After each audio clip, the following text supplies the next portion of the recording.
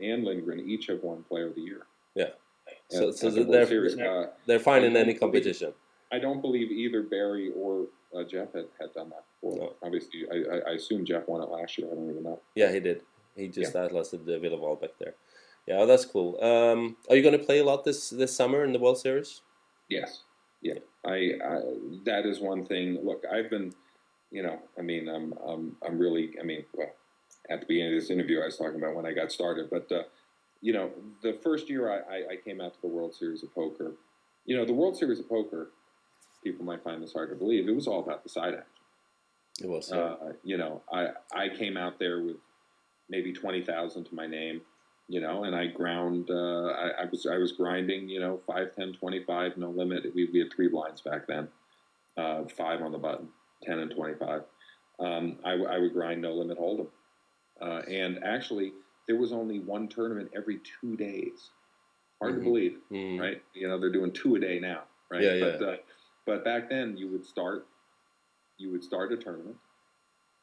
A lot of us wouldn't even play. I mean, back then, again, I was more no limit hold'em cash game player. I may not play the stud events. Right around, we were starting to play some mixed games, but I probably was. I didn't feel like I was good enough in those games. So I might just sort of wait around for the no limit hold'em and the limit hold'em tournament. But a tournament would start, and they may not get to the final table, but they get pretty close on that first day, and then they would finish the tournament on the next day. Yeah. And so day 2 of the tournament, those were the really good cash game days. Then so there was a lot of guys with a lot of money with not so big skills that were your fishing ground, or what do you say? Yeah, ground. I mean, certainly people were coming out to the World Series of Poker to play, and I'm sure it still is like that in the cash games. I just don't play in the World Series cash games because I'm so focused on tournaments now. But that first year I played, I believe I made about 30,000 during World Series of Poker, which was a nice jump to my bankroll. Without playing an event, right? No, I played a few events. Okay. But I didn't. I may have cashed. I didn't have some big score or anything. This was, I was grinding them out in the cash games, and I put myself on a 3 satellite budget to get into the main event. Okay. And back then, the only way you could get into the main event, the only way, other than ponying up 10,000, which I wasn't going to do, it was too big a percentage of my bankroll, was to play in a. They started about 2 or 3 days before the main event. They'd start running one table $1,000 buy-in tournaments. That was it. That was your only way in. So I played 3 of those, and I didn't get in. So in 1986, my first year at the World Series of Poker, I didn't play the main event. I was a successful professional poker player. I didn't play in the main event. And I wasn't. It wasn't a big thing. Right, exactly. I mean, and that's now you just forget about it. Anyone that knows how to spell poker has to play in the main event. Yeah.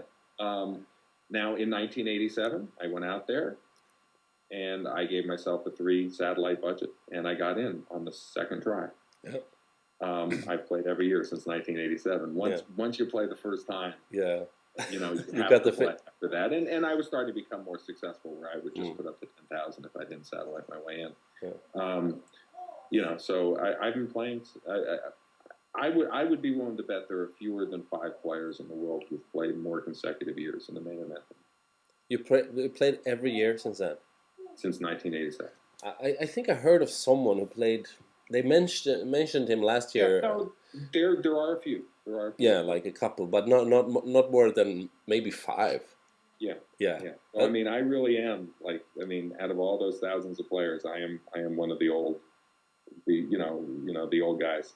That I just love the tournament. So it's just something special to me. I've been coming out since 1986. I played the cash games with Jack Binion. I mean, this was a true host. He would come in and he would start that. I think it would be 25-50 when he sat down and played. But he would get the cash game started someday.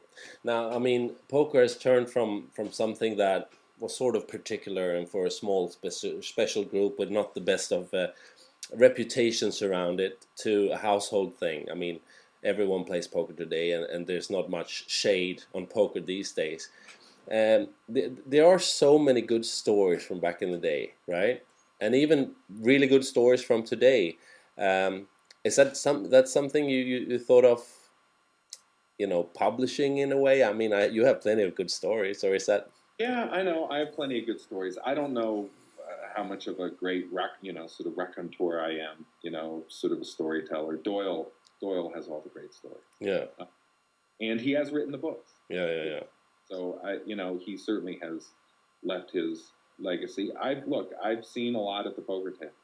I've heard a lot of great things.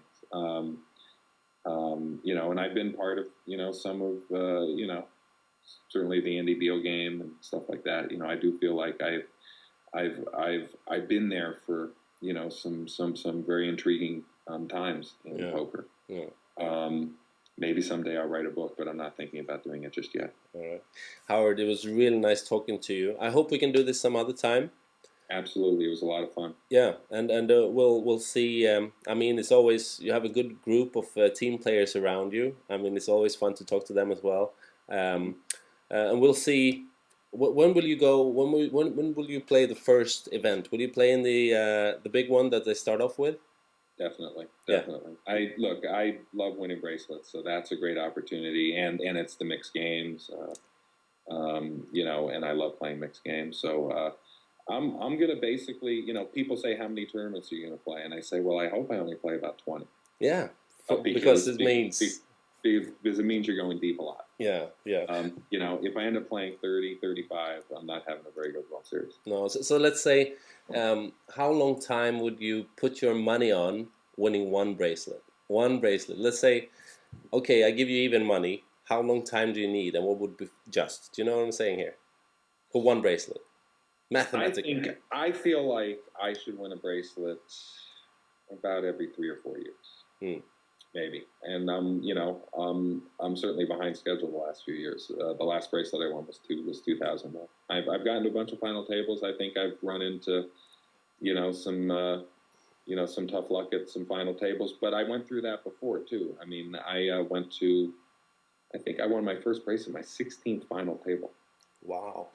And then I won my second bracelet in my next final table. So I won 2 final tables in a row. Obviously, I got fortunate. I won my first 2 final tables on the World Poker Tour. So poker can be very streaky. Yeah. But I feel like I put myself in position to be at like 2 final tables a year. I'm going to be at 2 final tables a year. I'm going to win one of them every 3 or so years. Something like that. Sounds good. All right, Howard. It's late in Vegas. It's quite early in Sweden. We'll stay in touch and we'll talk soon some more. Appreciate it. All right. Take care, man. Have a good one.